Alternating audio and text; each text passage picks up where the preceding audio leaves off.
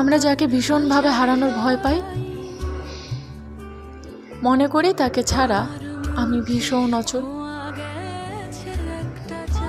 সন্দেহ নেই যে তাকে আমরা খুব ভালোবাসি।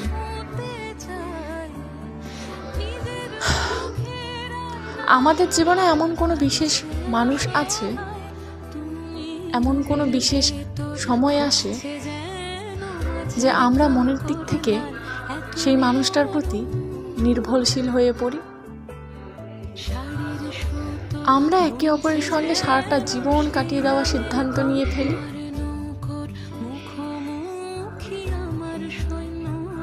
কিন্তু এই গভীর সম্পর্কের গভীরতা এখন ক্ষণস্থায়ী হয়ে গেছে। বিবাহ বন্ধনে আবদ্ধ হওয়ার পর কর্তব্য আর আত্মসম্মানের টানাপোড়েনে ভেঙে যাচ্ছে এই গভীর সম্পর্কগুলো। আমরা কেউ কারোর কাছে হারতে রাজি নই, মাঝখান থেকে হেরে যাচ্ছে সম্পর্কগুলো। আমরা যখন একে অপরকে ভালোবেসে বিবাহ বন্ধনে আবদ্ধ হই, তখন আমরা সম্পর্কের অনেকটা গভীরে চলে যাই,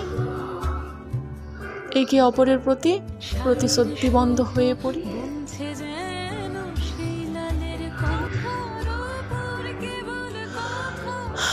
বিবাহের পরে আমরা যখন বাস্তবতার সম্মুখীন হই,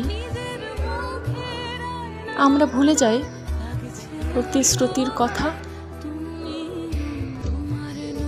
যে মেয়েটি একদম ভীষণ পরিপাটি সেজে গুজে মেকআপ করে লিপস্টিক পরে ছেলেটির জন্য অপেক্ষা করত, সেই মেয়েটি আজ সংসারী হয়ে শত ব্যস্ততার মাঝে অবসরের অপেক্ষায় থাকে।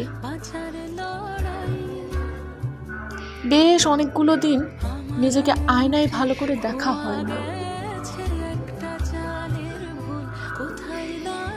সে সেই মানুষটিকে খোঁজে যে রান্নাঘরে ব্যস্ততার সময় এসে বলবে, ব্রেকফাস্টটা করা হয়েছে তো, না হয়নি। সেই মানুষটা যে কোনোদিন হঠাৎ আমার পছন্দের রঙের শাড়িটা এনে দিয়ে বলবে, তোমার পছন্দ হয়েছে তো।